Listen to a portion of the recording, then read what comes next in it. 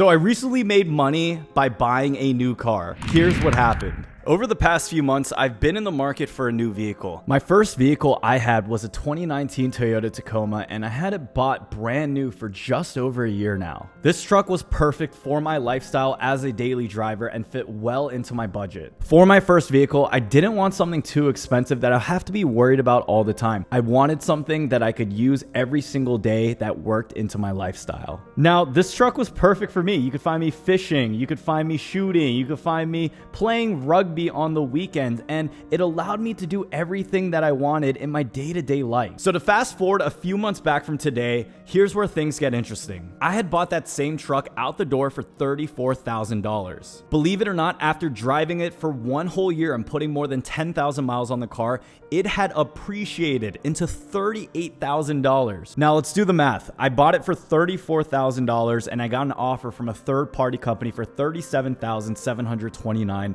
This would leave me with a net profit of $3,729. So before we talk money, credit, and how you can do the same as well, let's talk more about how I was able to do this in the past few months. So to start this off, everything at its core begins at research. I had looked into vehicles that held their value pretty well in terms of their depreciation, not tanking and going down all the way. According to CarEdge, the Toyota Tacoma actually ranks number 1 for resale value at years 5 and 7. With a vehicle like this, reliability, depreciation, all on my favor. The only thing I needed next was some type of element or factor that allowed this to actually start appreciating in value, and this comes down to basic economics, which is supply and demand. Because of the recent pandemic that we've gone through, supply chains have been affected drastically in the car manufacturer business. With interest rates all across the board at an all-time low, this opened up the opportunity for pre-owned vehicles to start appreciating. To put it in the most basic understanding, the demand for vehicles were going up because people knew that interest rates were low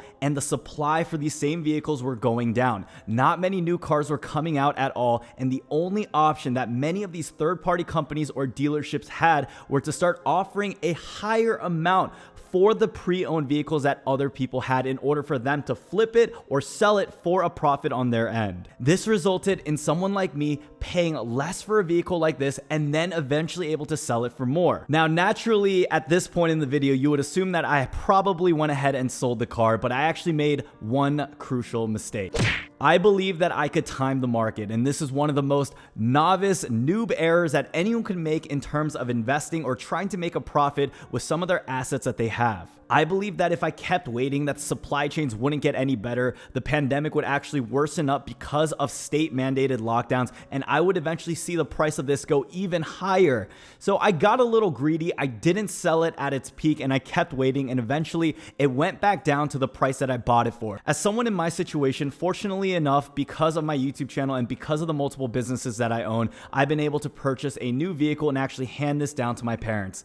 My parents have been driving a 2001 Honda Odyssey for as long as I can remember. This car is just as old as me, and it's one of those things where I knew I wanted to give them a little treat back, especially if I decided to gift myself something new. My original plan was to actually purchase a new vehicle at the end of Q4 around the holiday season with Christmas, my birthday, and New Year's right in that lump sum as a gift to myself. But I saw a deal on a new pre-owned vehicle that I couldn't refuse. So I decided to get a new vehicle, and this is now the Audi S5 that I keep as my daily driver. What I've learned through the whole process is, one, it's okay to spend money and it's okay to treat yourself as long as you're able to stay on top of your goals.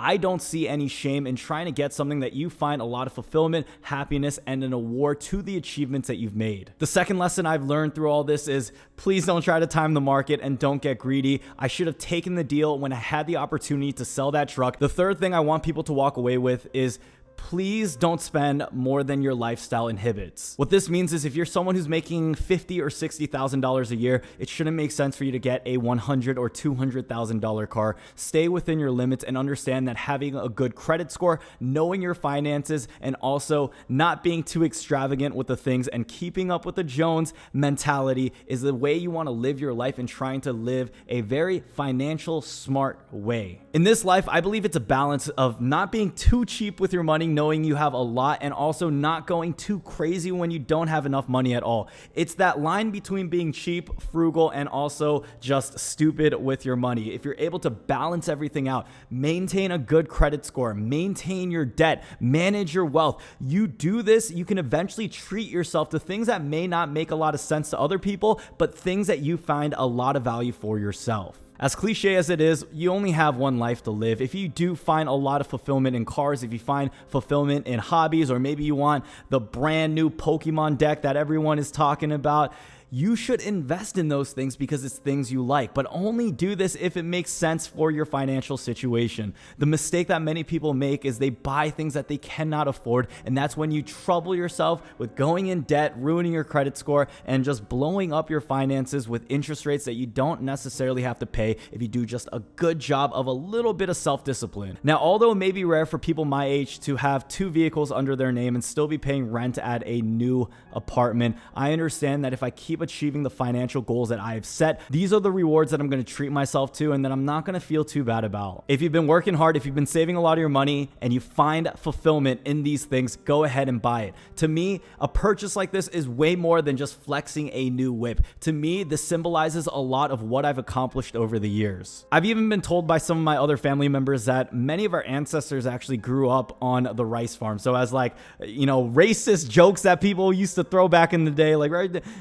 That actually used to be the truth with my family. So in achieving a vehicle like this, in something materialistic, although it's not the direction I'd like to head, it does show a clear indication on some of the success that I've been able to achieve over the past few years. It's a reminder to myself, it's a reminder to my family, it's a reminder to my friends, my audience, my community, and it's things that I personally find a lot of fulfillment in. Although some people argue that a car is one of the worst financial decisions that you can make, I'm sitting on the other side and saying, look, if you worked hard for it, you deserve it. Do your research, don't be spontaneous. I spent the past 6 to 7 months, maybe even longer than that, actually doing research on the vehicle that I wanted. If you own your own business, look into tax deductions like 179, where if a vehicle weighs more than 6,000 pounds, you can actually deduct it from your taxes as a write-off. And also don't forget that a lot of leverage comes from the income you make and the credit score that you have. So if you're someone who struggles with either one of those, I've made a ton of videos on my channel talking about the top best side hustles or businesses that you can start for 2020. Or if you're someone who doesn't have the best credit score, you can watch my videos on how to improve that. But guys, this was my video talking about my journey and experience in my vehicles that I own now. And hopefully you guys were able to take a couple lessons away from this that inspired you, motivated you, or educated you in any way, shape, or form. Like always, don't forget to drop a like on this video, subscribe to the channel if you guys enjoy anything credit card related, personal finance, traveling, or entrepreneurship. On top of that, don't forget to follow me over on Instagram, over at Credit Brian. You guys can shoot me a follow there. Follow us on Facebook at The Credit Society. We have 20,000 plus members. And if you guys want to check out the links down below, I have a savings account that actually lets you have a free chance of winning $10 million or a free Tesla at Yada Savings. Use my code JUNG when signing up for that app. You'll get 100 or 250 plus free tickets when you use the code JUNG. So thank you all so much again for watching. And until next time, peace out.